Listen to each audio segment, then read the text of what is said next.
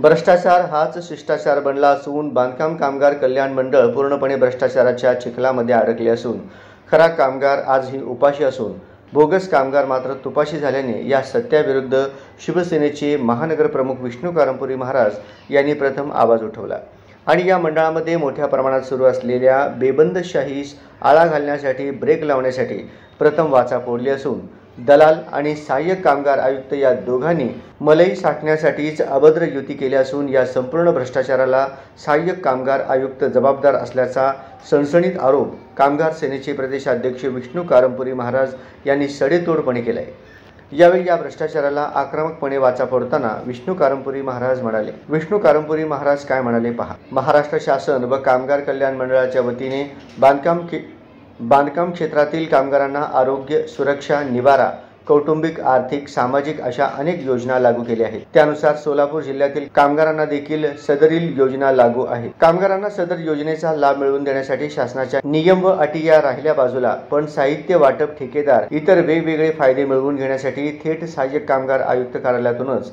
खासगी दलाल नेमले जात आहेत। त्यामुळे खोटे कामगारांना सगळे फायदे मिळत आहेत हे एका पाहणीवरून निष्पन्न झाले आहे। एखादा सामाजिक, राजकीय व कामगार संघटनेचा कार्यकर्ता चौकशीसाठी गेले असता त्यांना योग्य उत्तर न देणे, उद्धटपणे बोलणे आणि सहाय्यक कामगार आयुक्त कार्यालयात विचारा असे आडमुठे उत्तर देतात आणि सहाय्यक कामगार आयुक्त यांना सदरील संबंधी विचारल्यास त्यांना माहिती घेतो असे सांगून पाठवितात। म्हणून महाराष्ट्र कामगार सेनेच्या वतीनं सहाय्यक कामगार आयुक्त यांना लेखी निवेदने देऊन देखील कोणतीही प्रकारची कारवाई होत नाही।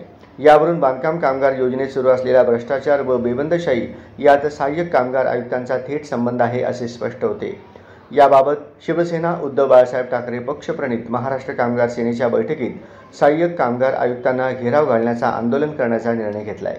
मी शिवसेना उद्धव बाळासाहेब ठाकरे पक्षप्रणित महाराष्ट्र कामगार सेनेचे प्रदेशाध्यक्ष आपल्यासमोर येताना अत्यंत गंभीर विषय या ठिकाणी घेऊन येत आहे की ज्याप्रमाणे या महाराष्ट्रातील गद्दार सरकारनं लोकांना विविध योजनेच्या माध्यमातून आमिष दाखवून निवडणुका जिंकण्याचा प्रयत्न करत आहेत, अशा पद्धतीनेच बांधकाम कामगारांसाठी ज्या योजना आहेत ते प्रत्येक कामगाराला मिळायला पाहिजे, प्रत्येक कामगाराला सवलती मिळायला पाहिजे। ज्या पद्धतीने त्यांचे काही योजना आहेत त्यांना मिळायला पाहिजे।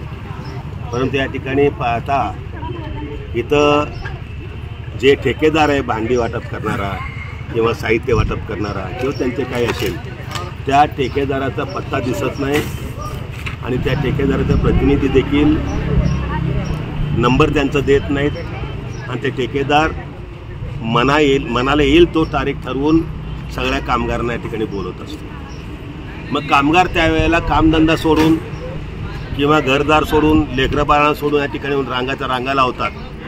त्या रांगाचा फायदा घेऊन दलाल लोक ते टोकन 2000, 3000, 2500, 1500 असे विकल्याचं अनेक प्रकरणं समोर आलेले आहेत। पण ते समोर येत असताना सहाय्यक कामगार आयुक्त काय करतात, महाराष्ट्र कल्याणकारी मंडळ काय करतात, अशा प्रकारचा प्रश्न निर्माण होतो। मी गेल्या महिन्याभरामध्ये किती बांधकाम कामगारांच्या लोकांना तुम्ही भांडी दिल्याचं यादी द्या, माहिती द्या, अद्याप सहाय्यक कामगार आयुक्त देत नाहीत। म्हणजे सहाय्यक कामगार आयुक्त दिल्या ठिकाणी या ठेकेदाराला मिली बघत आहे।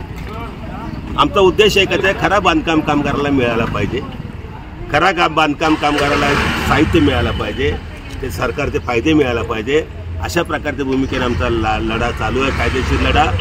आणि या कायदेशीर लढाईमध्ये जे निष्पन्न होईल, जोपर्यंत अखेरपर्यंत या ठिकाणी बांधकाम कामगारांना खऱ्या बांधकाम कामगार न्याय मिळणार नाही तोपर्यंत आम्ही थांबणार नाही।